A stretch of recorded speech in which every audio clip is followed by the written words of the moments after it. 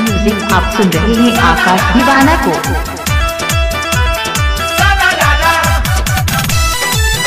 आकाश artist का music group जिंदबाद चौराहा।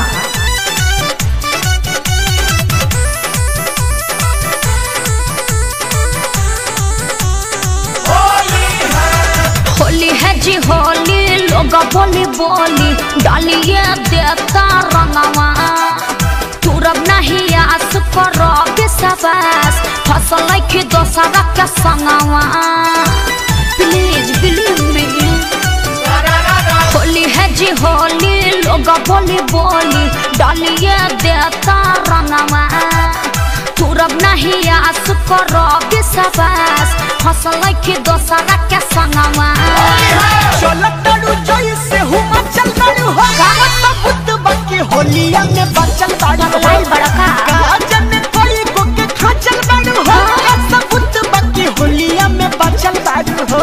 अरे ना हो कसम से। आकाश राजा आई लव यू जिंदबाद चौराहा। Mobile number 8604944245।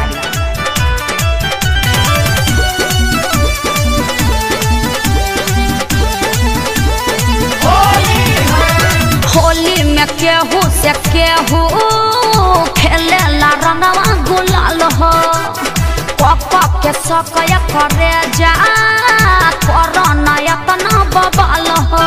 न भरोसा होला सब लड़की छल देली सब राह चलही में लभर बदल देली सब। मेडिकल कराई के कजा चल बाड़ू हो सब बुत बाकी होलिया में बचल बाड़ू हो। ना जन कोई को के खाचल बाड़ू हो सब बुत बाकी होलिया में बचल बाड़ू हो। ऐसे क्यों बोलते हो?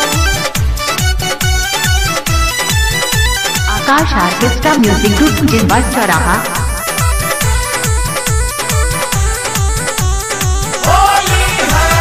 सब कुछ कैनी तोहरा हक में, तब मरता रसक में।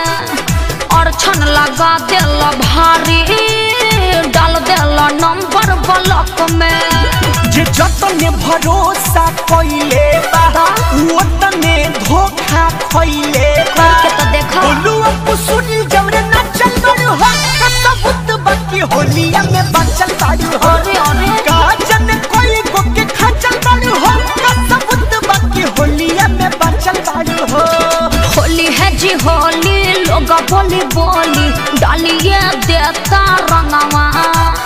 तुरब नहीं आस करो विश्वास, फसल की दोसरा के संगवा।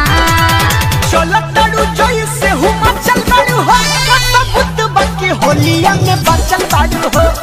Gazan Akash Raja I love you जिंदबाद चौराहा। Mobile number 8604944245। विश्वास भी एगो चीज होला ना।